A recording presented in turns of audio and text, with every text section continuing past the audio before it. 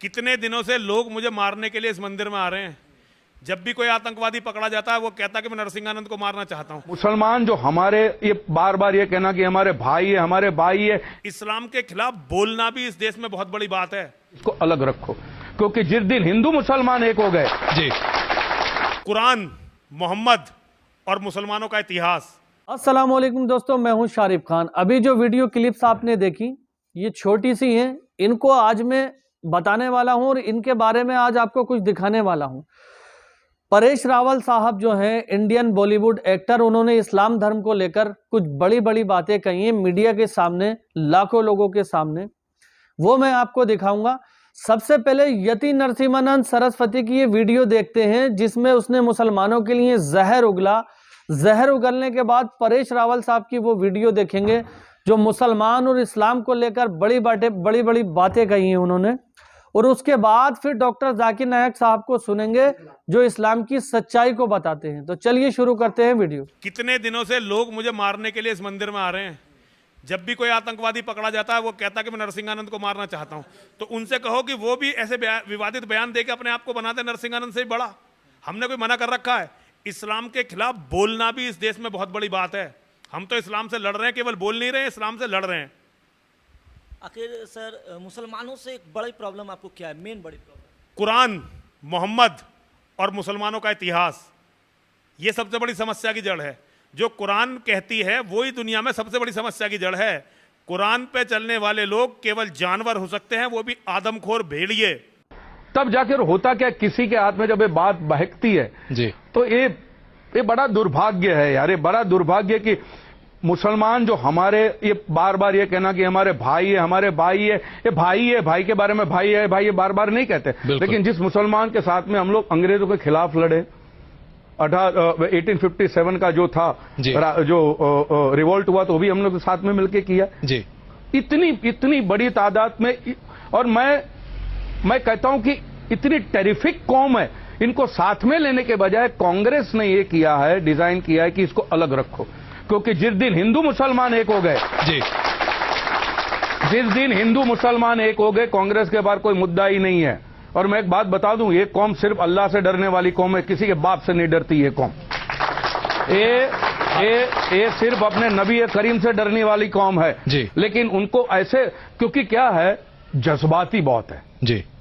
मुसलमान भाई लोग, जज्बाती बहुत है, तो बहका दिया। तो ऐसा कैसे, क्या आपको लगता है कि ये अंग्रेजों का काम कर रही है कांग्रेस पार्टी? भैया मौलाना अब्दुल कलाम आजाद ने खुला कहा था कि मुसलमान को माइनॉरिटी का लेबल क्यों देते, मुसलमान माइनॉरिटी कहां से? कि मौलाना अब्दुल कलाम आजाद ने कहा, उन्होंने कहा कि माइनॉरिटी का लेबल जो देते हो वीकनेस है, अनवारंटेड है, ये इसकी जरूरत नहीं है। सब साथ में कंधे से। अच्छा, जब अंग्रेजों के सामने लड़े तब भी मुसलमानों की तादाद कम थी जी। फिर रिवोल्ट हुआ था तब भी मुसलमानों की तादाद कम है, आज भी मुसलमानों की तादाद कम है, तो माइनॉरिटी कहां से आ गए? मेरा नाम मनोज कुमार गौड़ है, मैं यूपी ईस्ट कानपुर का रहने वाला हूँ।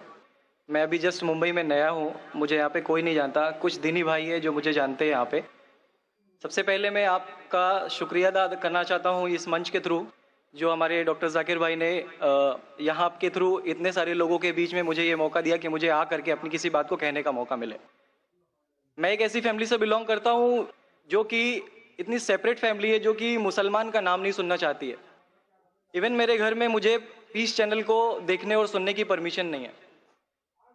फिर भी अल्लाह तबारक व तआला का एहसान है, करम है उनका कि मैं अपनी फैमिली का सबसे बड़ा बेटा हूँ और मुझको अल्लाह तबारक व तआला ने चुना और जरिया बना पीस चैनल, जिसपे मैं डॉक्टर जाकिर नायक और डॉक्टर इसरार अहमद, शेख सनाउल्लाह, जिनकी तकरीरें सुनता था, जिनसे मेरे सारे मिसकंसेप्शंस दूर हुए।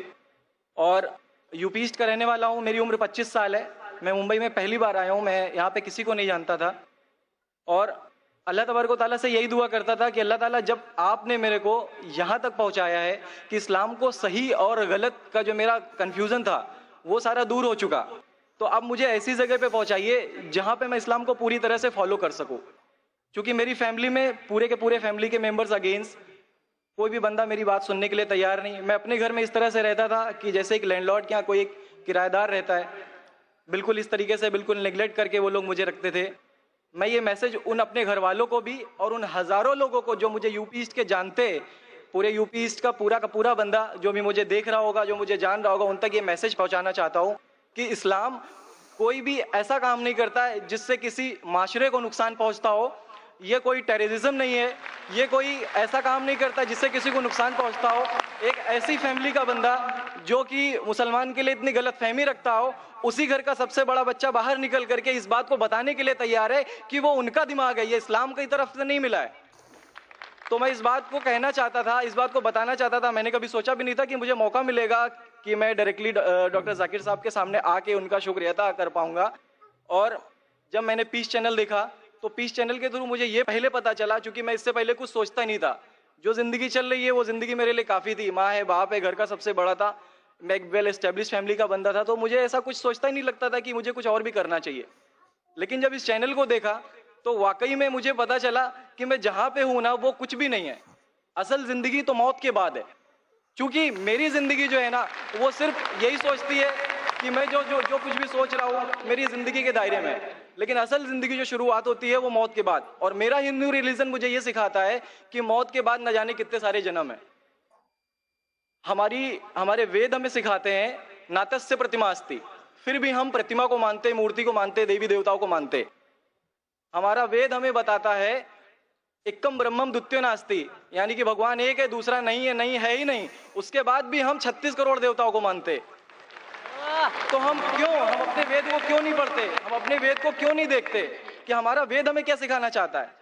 हिंदुज्म हमें यह बताता है कि हमारे भगवान इस पूरी दुनिया को चलाने वाले इस जमीन पर आए, इस जमीन पर वो खुद आए। भगवान राम यहीं पैदा हुए, भगवान श्री कृष्ण यहीं पैदा हुए, और उनके पैदा होने के बाद भी उन्होंने हमारे लिए कोई भी चीज रिटर्न करके नहीं दिया। आप लोगों से गुजारिश करना चाहूंगा, एक छोटी सी बात जो मेरे दिल में है, सारे भाइयों से गुजारिश है कि उसको एक बार सुने जरूर। क्योंकि हमारे भगवान जब हमारी इस दुनिया में आए तो उन्होंने हमारे लिए कोई भी चीज रिटर्न में नहीं छोड़ी। उनके जाने के बाद तुलसीदास ने लिखी, उनके जाने के बाद गोस्वामी जी ने लिखी। तो भगवान बेहतर लिख सकते थे क्या ये उनके बाद वाले बेहतर लिख सकते थे? दूसरी बात, इस पूरे वर्ल्ड में ए से लेके जेड तक की कंट्री है। ए से अमेरिका भी होता है, ए से ऑस्ट्रेलिया भी होता है। हिंदुइज्म जो है सिर्फ और सिर्फ 3 कंट्री है, इंडिया, मॉरिशस और तीसरा नेपाल अभी घोषित हुआ है, ठीक है। और श्रीलंका, जहां पे भगवान श्री राम ने जा करके रावण का वध किया था, जिससे दशहरा मनाते हम, उनके क्रिएशन के बाद उनके जब उन्होंने बुराई पे अच्छाई की जीत पाली थी, तो जीत पाली थी उसके बाद, यानी कि भगवान जिन्होंने पूरी दुनिया को बनाया, हम ऐसा सोचते हैं, हिंदुइज्म ऐसा सोचता है, जब उन्होंने किसी स्पेसिफिक कंट्री पे जा करके वहां पे बुराई की हार करके अच्छाई की जीत कर ली, तो आज तक वो भगवान को पूजने वाले उस देश में हिंदुइज्म क्यों नहीं है? तो ये सारी चीजें, ये इस्लाम जो हमें सिखाता है, इस्लाम का जो मैसेज है, वो सारी चीजें हमें ये सिखाती है कि हम मिसकंसेप्शन पे ना जाए, हम देखा देखी पे ना जाए। अगर कोई मुसलमान गलत करता है तो हम ये नहीं सोचे कि वो इस्लाम है। वो मुसलमान गलत हो सकता है लेकिन इस्लाम गलत नहीं हो सकता।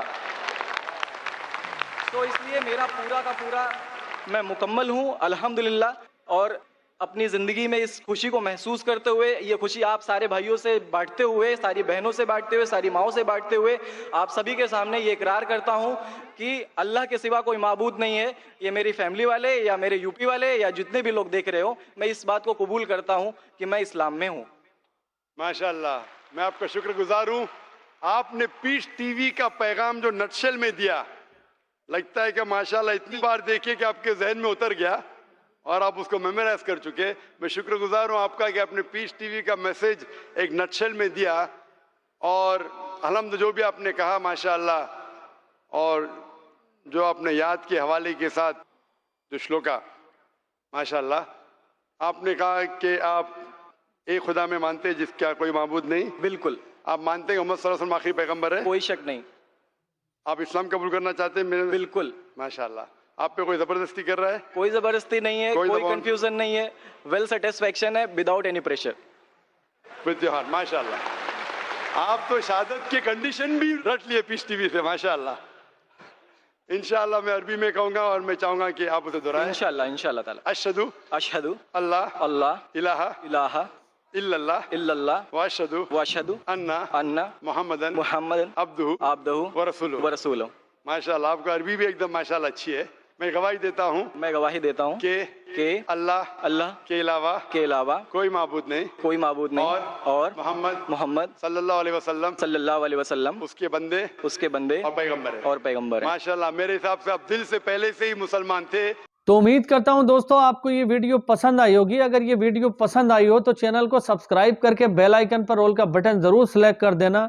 इंशाअल्लाह ताला इसी तरह की एक नई वीडियो लेकर के आऊंगा मैं दोस्तों। तो आपकी क्या प्रतिक्रिया है कमेंट में जरूर बताना। इंशाअल्लाह फिर मिलूंगा एक नई वीडियो के साथ। तब तक के लिए खुदा हाफिज।